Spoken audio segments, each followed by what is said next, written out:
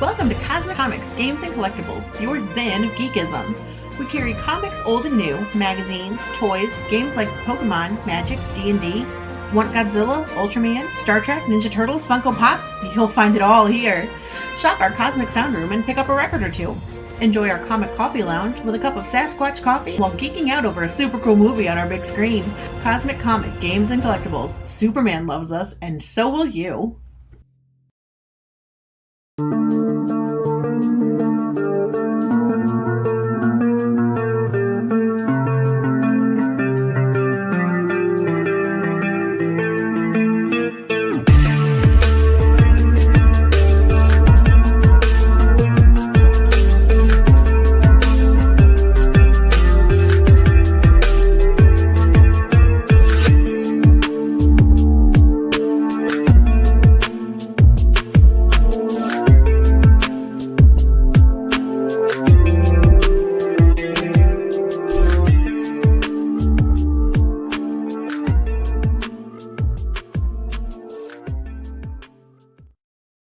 Hi everyone, Jason Hunt here, inviting you to join us every Saturday morning for news, the week's headlines in science fiction, fantasy, horror, comic books, video games, plus Comic-Con updates and the weather, and the occasional interview along the way. We call it Good Morning Multiverse. We hope you join us every Saturday morning at 11 a.m. Eastern, 10 Central, right here on Sci-Fi for Me TV.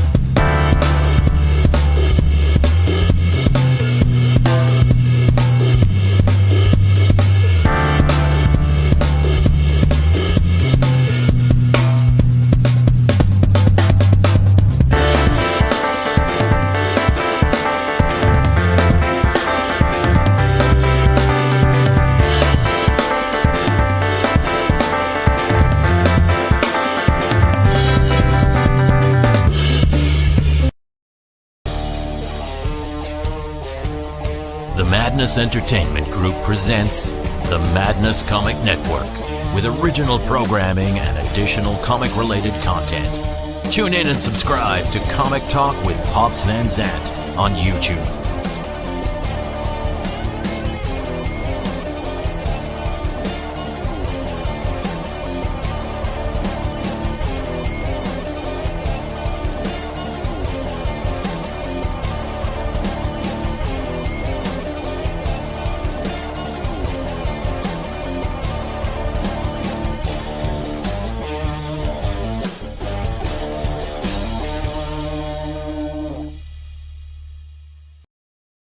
Rebel, blonde, nerd, jock, artist, feminist. 6 teenagers in love meet something that looks like a clown in hell. Your friend, charismatic Mexican cartoonist extraordinaire Geladaa, brings you a new graphic novel adventure set within the now world-famous Hell saga. In Hell follows 6 youth as they awaken within an unfamiliar, surreal landscape. Emerging from the very elements as grotesque blobs of flesh, they quickly conform to the shapes of 6 archetypes you, dearest reader, knows only too well. Johnny, the rebel without a cause. Barbie, the blonde, buxom, cheerleading bombshell. Dexter, the nerd genius. Arthur, the jock team captain. Willow, the awkward artist loner. And Christine, a child of our age if there ever was one, the indignant revolutionary feminist. These 6 teens, their memories jumbled and hazy, are then informed by a booming, ominous voice in the sky. They are dead and condemned to an eternity in hell. Thus begins a grand adventure in which our heroes will discover terrifying wonders and wonderful terrors. Fantastic powers will awaken in them. They will remember and develop deep bonds of friendship and love. In hell they will blossom into lords. A story to showcase the majesty of the human, set in a maddening, Lovecraftian dreamscape, a space at the end of all time. With your help, I will paint a picture of men and women as monarchs, beyond unrepentant, proud. Think Beetlejuice meets The Breakfast Club and Made in Abyss. Add a dash of Power Rangers thrown in for good measure. Rated hard R. I am asking for the minimal funds that will allow me to continue this journey. Please take a moment to examine the different tiers and rewards explained below. As part of this campaign, I share with you also two of my past works, Secret Reunion in Carfax Lodge and Not Freak Squeal, two books that I like to describe as the weirdest you will ever see Dracula be. These, while unnecessary to understanding and enjoying in hell, represent other artistic triumphs of mine, which will greatly enhance your understanding of this new work and bring you, friend, great pleasure. A brief video introducing them is available for you to watch below. Let Johnny and the gang be set loose in their endless playground. Help me bring to you an adventure such as you have never before experienced in hell.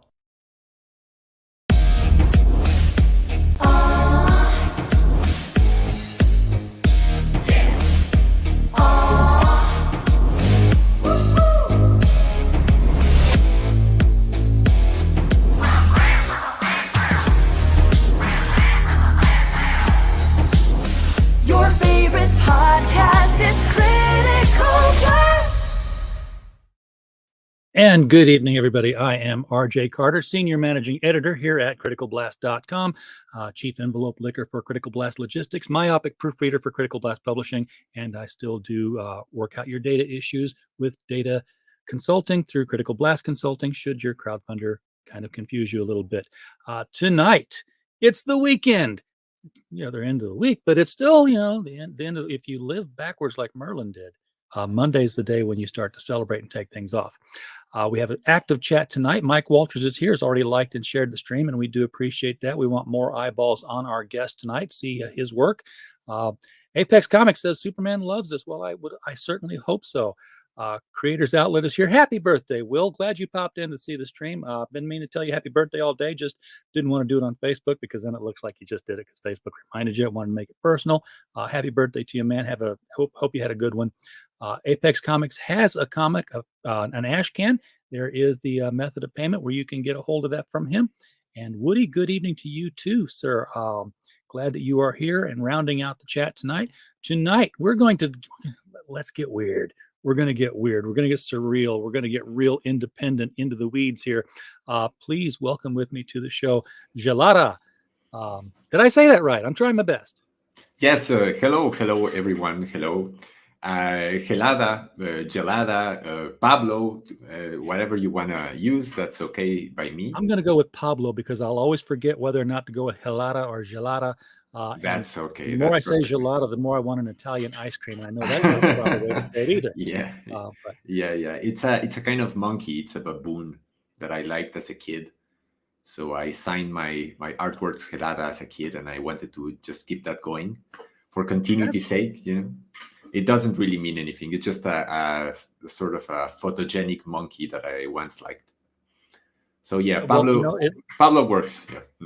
The secret origin of the pseudonym is always fun to know. There you go. So how long have you been doing comics, Pablo, and why? Why did you get into it? I've been doing comics for more than I think 2 decades now, 2 solid decades now. I haven't been pushing them out into the world too much. I've been working as an illustrator.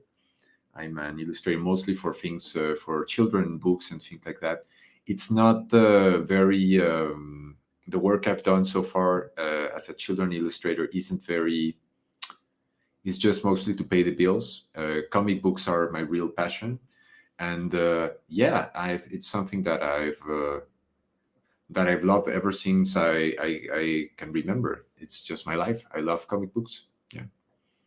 You've got a very unique and distinct style, and I don't know, is that a cultural thing? Is that the common style for In artists? Mexico, yeah, not really, because there's not many. There used to be a comic book scene in Mexico way back when, like many decades ago. My work is influenced by people from all around, from USA, of course, from Europe, a lot of European comics, and from manga, from Japan.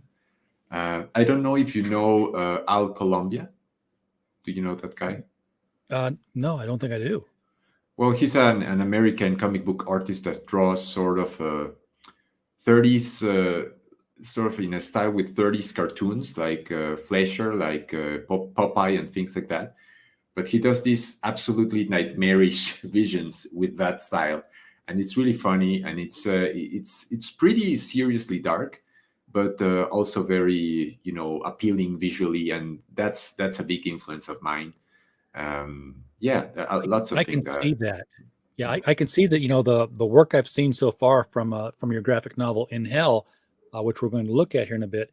It reminds me kind of a blend of the old Fleischer Betty Boop, the ink creature things Yeah. that would they would animate with a little bit of the Beatles' Yellow Submarine in it.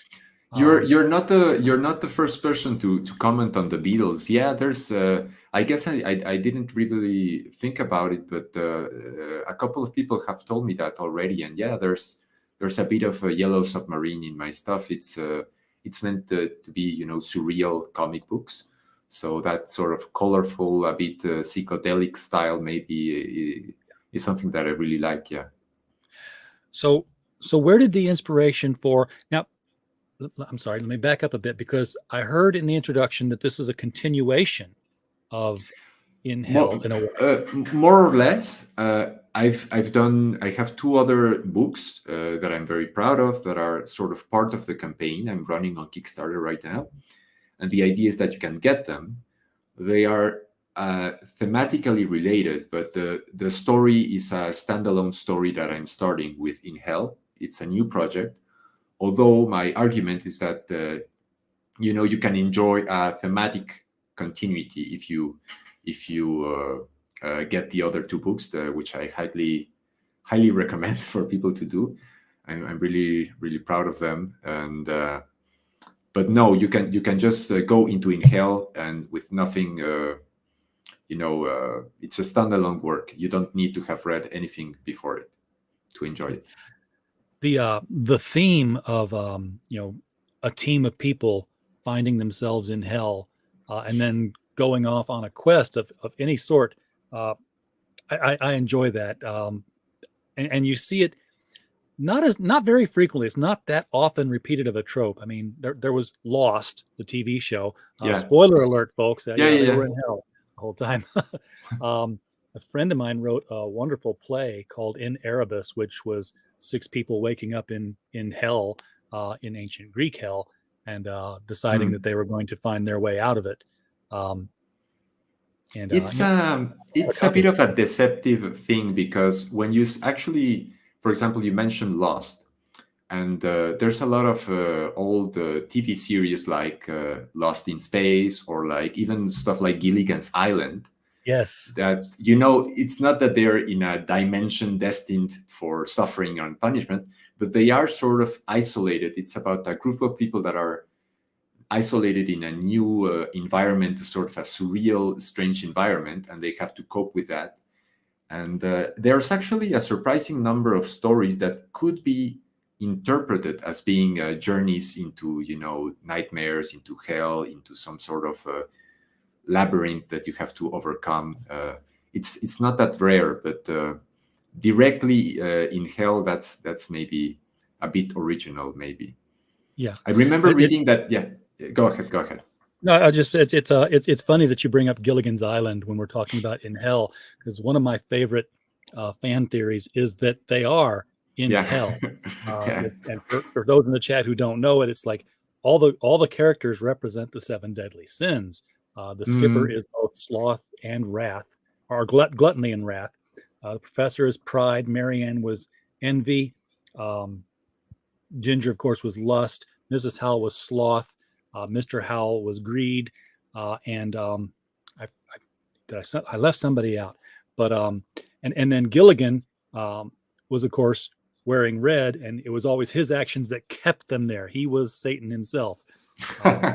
Yeah, yeah. That that I remember the Simpson episode where Ned Flanders is a devil, and the Gilligan would make a surprising but sort of logical devil. Yeah, and it's true that he wears a red shirt. The thing in my story about hell in my story is that it's sort of a place that it's not a place of punishment per se, but rather a place where there is no God. And the distinction between those two things is that the idea is that there is no sort of external authority. There's not sort of a, you don't have to contend with, say, it's a bit like if you were in a dream place where if you have a nightmare, you have to go through the nightmare, but it's sort of your own doing. And also, if you have a dream, you can gain the power of light or whatever else. So the way I define hell in my book is a place without a set external set of rules or a set morality or something like that. So that's I don't want people to get the impression that it's going to be some sort of morality tale where I'm going to be telling you, hey, you shouldn't be like these characters. These are bad characters. Like it's more of an adventure in a surreal dimension more than a morality tale or something like that. Yeah. All right. Well, let's bring it up on the screen here and start taking a look through it. You are very, very close to goal. This has been converted, I guess, to American dollars here on my screen, but you're only basically $325 away from hitting the goal on this one. Still 28 days to go. Did you just launch, or yeah, of course it's Kickstarter, so 30 days? No, I actually I've been at it for a month. And, you picked the 60-day option. Okay. Yeah, I picked that option because I don't have really a big presence on the internet yet. And at the start, the campaign was going really well, of course. And but it's been a couple of weeks where it's just been a very slow trickle of supporters coming in. So I'm not quite desperate yet, but I'm getting a bit antsy. I would really. It does that in crowdfunding. I mean, you always start off with a spike and then you drop and you level out for a long time till the end, and then it spikes up again as people realize, I better get in. Fingers crossed, that's what happened. This is your second Kickstarter. How did it go the first time? The first time I was asking for a lot more money, and I did manage to gather a bit of funds for it. In the end, I funded the thing myself. I printed the book with my own means. It wasn't successful. It was successful in the sense that the people that did buy the book eventually, I got a lot of really, really moving, positive feedback from them. That's something that as an artist is just key, to feel that you're touching people. And so I consider it sort of a success in that sense. But it's been a bit of a struggle to garner a following so far. But I'm really going into that much more seriously with this one. And so far, for the amount of time that I put in, I feel that it's been going well. So yeah, I hope to keep at it. We'll keep our fingers crossed that this number of backers changes tonight. We would love to see this go up a little bit, have our shake and bake moment, as we call it. We're at 32 at the start, so let's see what happens. So here is is this the cover or one of the covers? That's actually a page from the second chapter. The idea is that, it's a story about 6 characters that sort of archetypical teenagers, the rebel without a cause, the nerd, the jock, etc. And they wake up in hell and they sort of start an adventure. And the first chapter is complete and will be given to the backers immediately the day the campaign succeeds. That picture is part of the second chapter. And I have a whole plan to sort of leapfrog from one chapter to the next with a succession of campaigns. and to also make sure to reward the people that choose to back the project with a constant stream, weekly updates, weekly art updates, so they don't have to just have a comic book one day of the week, one day of the year, but that they have something to enjoy constantly. And so that picture comes from the second chapter, where they start to venture forth in hell. Yeah, this style right here, this piece of artwork, this is it's so fluid, and it's also very naughty. Very naughty. It's a teensy bit naughty. It's a know. little bit. This kind of reminds me of I mean, we've already talked about the old Betty Boop stuff and the submarine. This throws me into the world of Mobius and Eon Flux. I'm a big fan of both of those things, and Mobius is a huge influence of mine. I really adore his work. Also, Peter Chung with Eon Flux. The book does feature adult content. It's of course not. It's a horror, fantasy, romance adventure, but there's also there's a lot of maybe not a lot, but there's, for a comic book that is supposed to take place in hell, you can expect it to have sex and violence in it. It's quite often maybe not sexy, but sexual, and often also gory, violent. It has a lot of intense thematic themes. I mean, it's certainly not for children. Yeah, and if it looks like I'm looking off into the distance while we talk, I've got a second monitor over here, and that's where I've got the campaign pulled up. Sure. So sure. I'm looking that direction when I check out the art here. Yeah, I love the coloring that you've done on the backgrounds here. It's almost like the backgrounds are drawn and colored by a different artist when you contrast them to the characters who are in the foreground and have a more of a flat coloring to them. Yeah, that's a little bit like cartoons, like Disney cartoons. The backgrounds would be painted and the characters would be flat. Exactly. Yeah. I feel that makes it easier to go into the picture, because the characters maybe are more empathetic, the less information there is in them. Like the more empathetic character is yeah, like a smiley, everyone can empathize with a smiley. Yeah, exactly. Yeah. So they're given a quest as soon as they evolve, and we saw in the video they don't just come down some great big cosmic slide and land on their butts in hell. They bubble up from the primordial ooze of hell. They might have been there for a while before they were given bodies back to them. But what do they have to accomplish, and who told them they have to do it? That's actually a very important thing, that they actually don't have a quest. Like for me, something that is very frustrating is to have always heroes that are reactive, that they have to stop a villain, or they have to maintain the status quo, or they have to some sort of problem falls on them and they have to react to it. So these characters, they are informed that they are supposed to be condemned to hell. It's not really clear if they actually were like where they come from, and there's a lot of big surprises about that that are coming up, where the characters are perhaps not what they seem.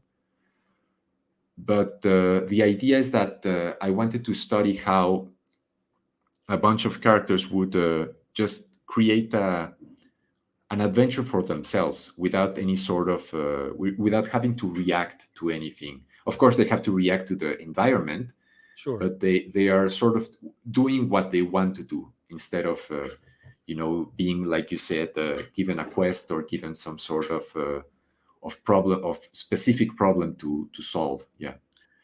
So that's intriguing from a writing perspective, because as the writer, you're in charge and you know what you want them to do.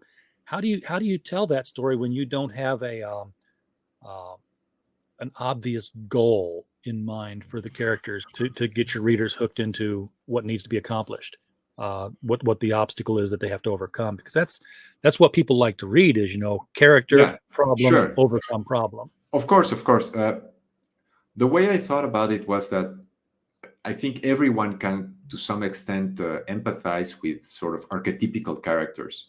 You can, maybe you hate some of them, maybe you feel like you're some of others, like you feel like you're a little bit of a rebel, or a little bit of a nerd, or a little bit of an artist, etc. And so what I wanted to do was, I was sort of influenced by some books that I've been reading about how the mind and the personality of a person develops, psychology, like the way a little baby sort of develops an idea of the world. Yeah. So my plan is just to have like the very basic forms of history, sort of things that are really recognizable as archetypes of action, and to have sort of an adventure blossom out of that. And I want people to sort of try to connect with the idea of an adventure that develops from the ground up, instead of being something that is that the world is just normal, and then something happens, and that's, you have to address that. I want the entirety of the world to seem fantastical, to seem like something that is happening. So that, for example, all the rocks you see with the colors, I wanted to sort of, if you read this, when you read the story, hopefully, when people discover the book, there's this sort of idea of everything you see being sort of a united phenomenon. So the rocks are part of the same force that produces the characters, and they all sort of evolve, and fantasy just grows in a way like plants, like the same idea of how adventures came to be here on Earth, because we used to be one-celled organisms before, and we Right. have grown to create countries and wars and intrigues and labyrinths, and everything comes from something that was initially very simple. It was a And I mistake wanted to leave the oceans. It was, yeah, we would likely be like the Little Mermaid says, we would be happier under the sea. But yeah, that's more or less the idea. You can probably tell by now it's a pretty strange, pretty specific kind of project, and one of the big selling points, I hope, is that I'm really offering. I hope that people will agree that I'm offering something that nobody else is offering right now, which is the world of today is very dictated by very formulaic fiction, I feel. Oh yeah, and this is definitely not formulaic. I mean, I'm just looking at the psychedelic representation of the jock here, and it's a gory psychedelic. I mean, suddenly he's knuckle dragging. His limbs are over exaggerated. His jacket is opening up, and there's guts pouring out, and his head is tucked underneath of it. It's just the idea is that he's forming his body. That his body is appearing. Yeah. So he's not hurt. He's just gonna forming his body, and the idea is that he's forming his body around the concept of a broken baseball ball. And you can see that the nerd is also he's to the right. He's also forming himself, but he's forming himself around the idea of the number pi, the circle. Yes. Of understanding the mathematics of the circle. I like the symbolism that you use there to get that point across. You got the diameter, you got the circumference. It's there you go. Yeah, yeah I'm really inspired by. Yeah, I'm really inspired by the idea of making pages where you don't only have a story that's going on, but also sort of to have a very dense pages that are filled with secrets and meanings and details that hold a lot of ideas and mysteries within. That's a big ambition of mine. At the same time, the characters, they're not done in a realistic sense. I think your Jock is probably the most realistic looking character, the Jock and the Nerd. Everyone else has got a bit more exaggeration to them for a cartoony style here. You've got the longer neck here on the blonde, and of course the larger breasts out in front. The rebel without a cause. He's got this Johnny Bravo style of hair going on. I designed the characters to be sort of very symbolic. So there's a lot of specific ideas within the design of the characters and the way they sort of fit together to create a sort of a logic of what is really happening. And I work a long time on the design of the characters and the colors and everything, and they all later they sort of transform. The more the adventure evolves, like you can see below, the Jock becomes this sort of a hollow knight, as later a little bit like a Power Rangers dynamic, where he has this super form that he can morph into, and they all become even more surreal creatures as the story evolves. Yeah, that's the idea. So they don't know what they can do, I would guess, when they're early on, and then they discover along the way that they can do anything, probably. They can pretty do. Like, it wouldn't be fun if they were just omnipotent, if they discovered that, oh, the world is a dream, we can do whatever. So there is, of course, rules that they discover, but the rules they discover are the rules of their own anatomy and their own ideas.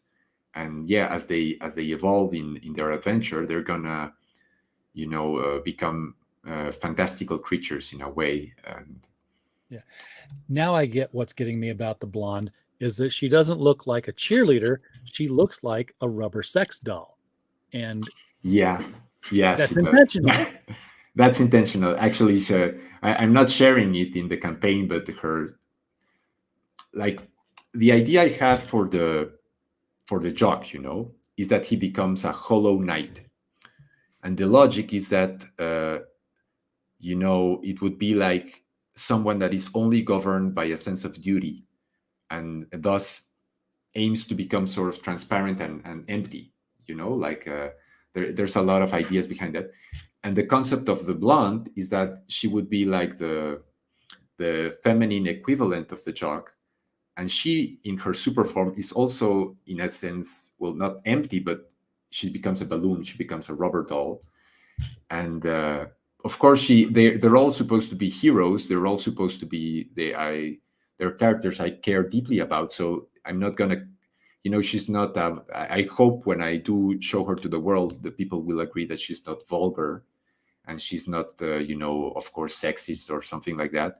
But there is this idea of the Jock being empty, and the blonde also being somewhat not empty, but rather full of air. So she is meant to look a little bit like a sex doll. Yeah. There's so many layers of subtext and metaphor going on here. This is this feels like a psychology class delivered in a comic book. Well, I mean, I want to do something that rewards attention. So I want you to feel like you have a mystery in a book, and not that you have to make an effort to read it and enjoy it. I hope that it's just immediately enjoyable, and it's intense, it's fantastical, it's sexy, it's violent. It's also as the story moves ahead, it's also very I hope moving. It's based on I said that there's a lot of The Breakfast Club, that movie. Right, I do. And those characters, I find it very moving, the way they come together and they sort of love each other. And the characters in my story, they basically do the same. They become a very tight-knit, very loving group as they go forward. So there's a redemptive arc of sorts.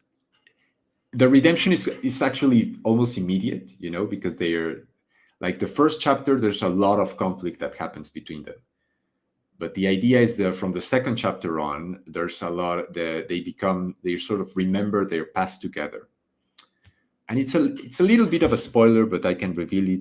It doesn't hurt anything. That the concept of the characters is that they have the accumulated memories of mankind within them. So, for example, they remember being brothers and sons and enemies and friends, like for thousands and thousands of years. So Okay.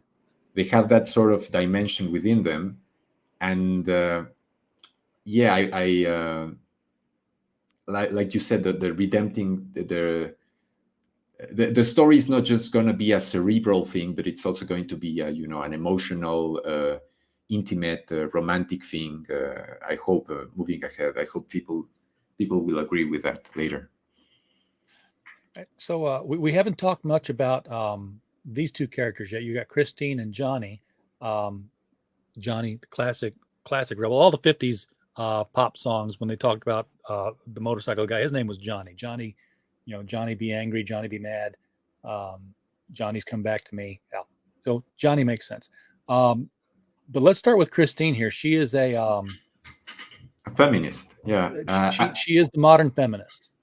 I don't want people to get the idea that it's going to be either a pro-feminist or an anti-feminist book.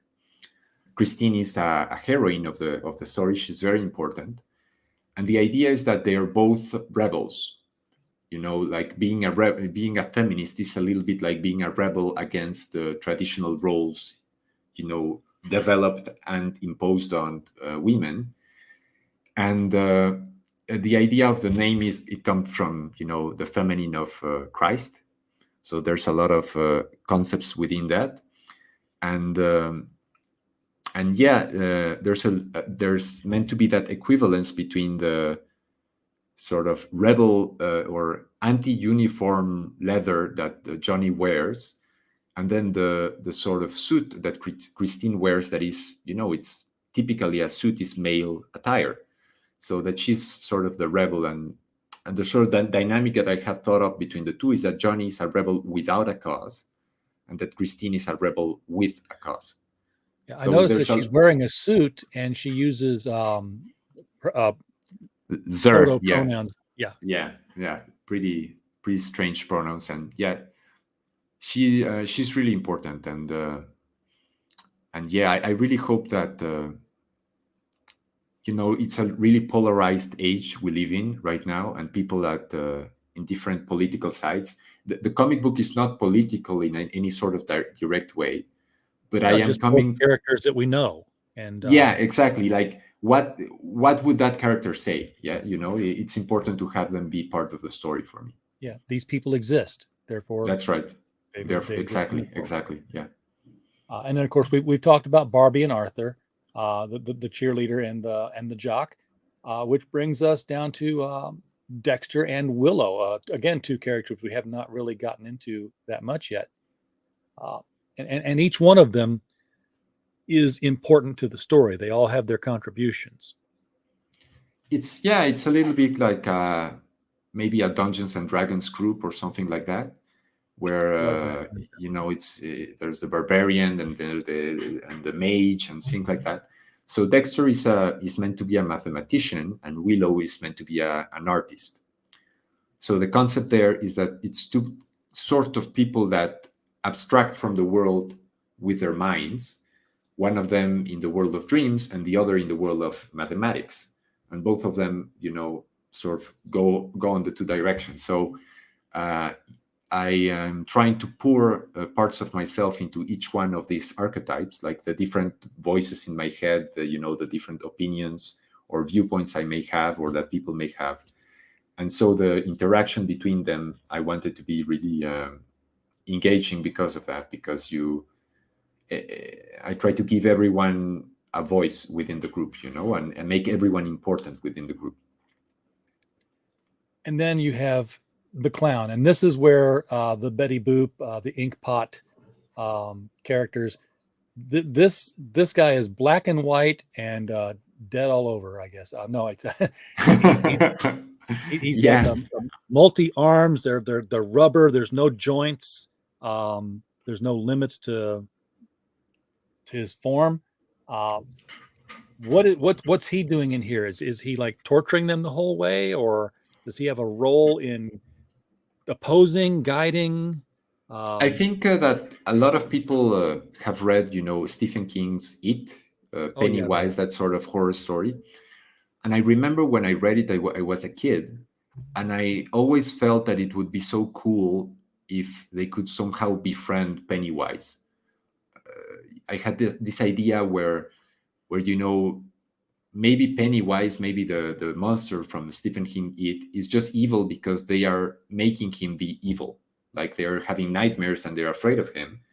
And that's why it becomes this sort of a predator creature.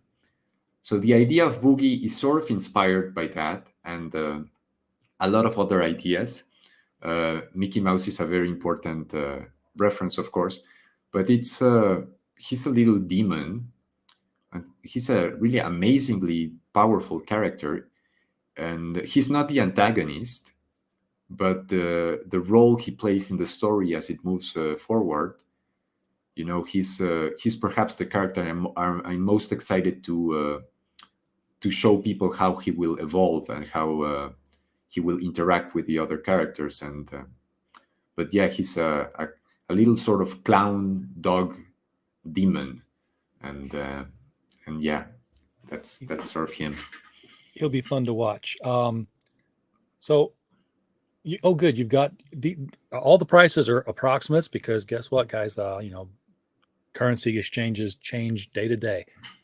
But for estimate purposes here, the rewards are marked as you can get the In Hell Overture level, which is the chapter 1 in the PDF for around $9.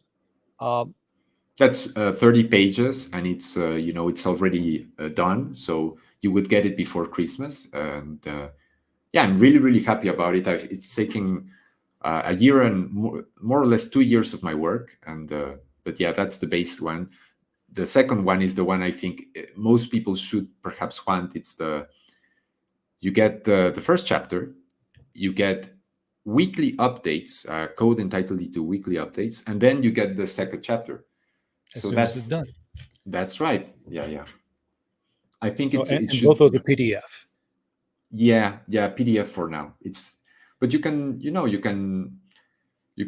enjoy the RGB colors. It's high definition. You can put it on a huge monitor and just feel that you're falling into it. And eventually, I would like to print it physical, of course. And then for $29 US, you can get all of that and add on Secret Reunion in Carfax Lodge, and not Freak Squeal. I wouldn't know what Freak Squeal is in the first place to know what not Freak Squeal is. But Yeah. Can you give us the elevator pitch on both of these titles so that people would know why they want to get them? To go really fast between them, the way I describe them is that they are sort of the strangest versions you would ever come across of the Dracula story. Okay. So both of them, you could sort of say, are retellings, very surreal science fiction retellings. This book, In Hell, is fantasy. The previous two books are more on the science fiction side of things, and they're sort of retellings of the Dracula story that you can get. The final, the complete treasure tier, you not only get them as PDF, but you get them also printed in offset colors. They're hardcover. I'm really, really proud of the way the objects actually came out, I think. And you would also get them by Christmas because they are complete. They are done. So, yes. Yeah.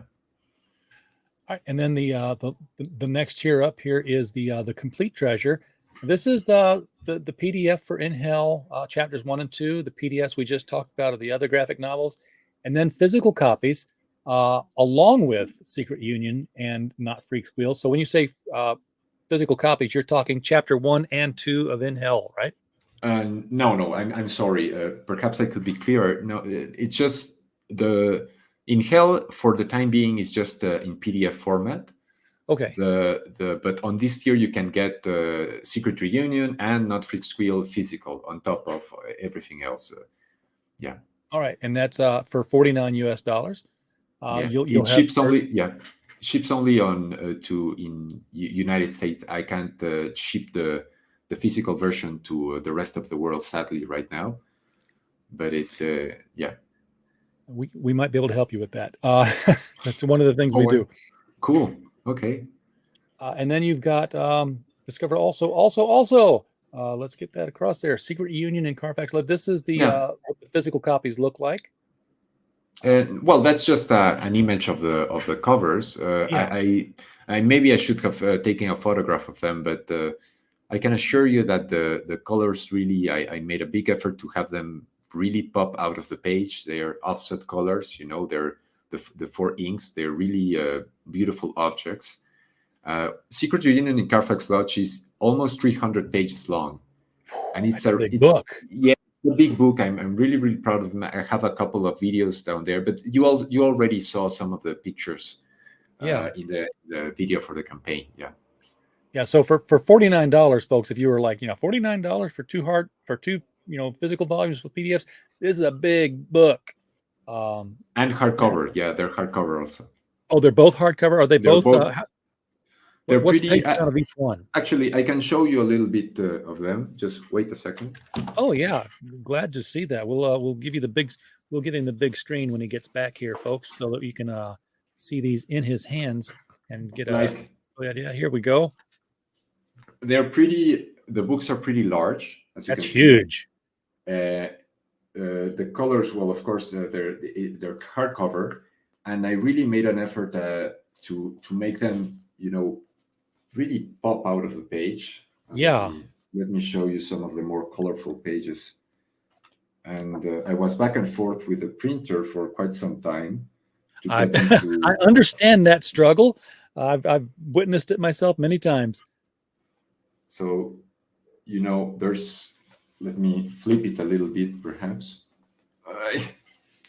We're getting it. That's cool.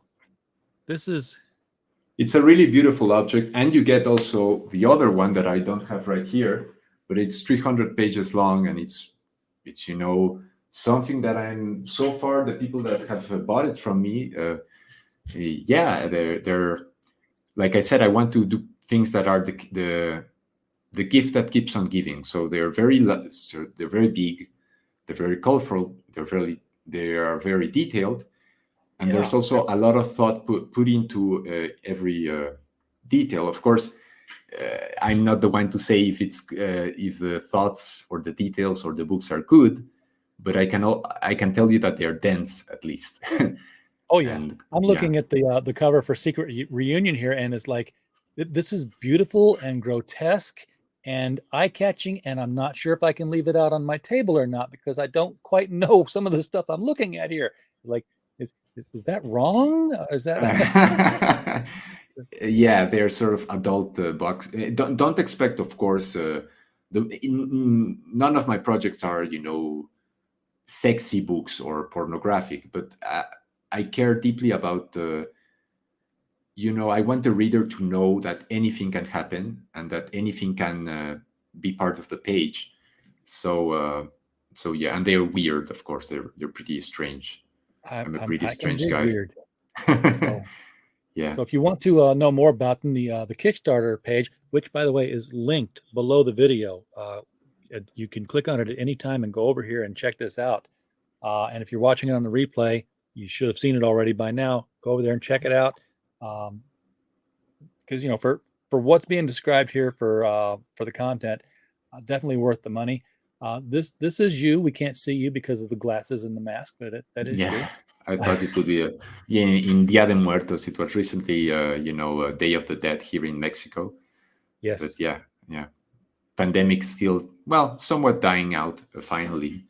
But yeah, I thought it would be funny to just post me like that. Yeah. All right. Is there we've gone over the tiers, we've gone over the artwork, we've gone over the story. You've got chapter 1 and 2. Does that wrap up the story, or will there be chapters 3 and 4 to come? I expect the final story to be told in. I have detailed plans for everything that continues, and it's a really really crazy story that gets crazier and crazier the more it goes on. I hope the plan is more or less to produce like a 200 pages long book. So the first chapter being 30 pages is just the start of the story.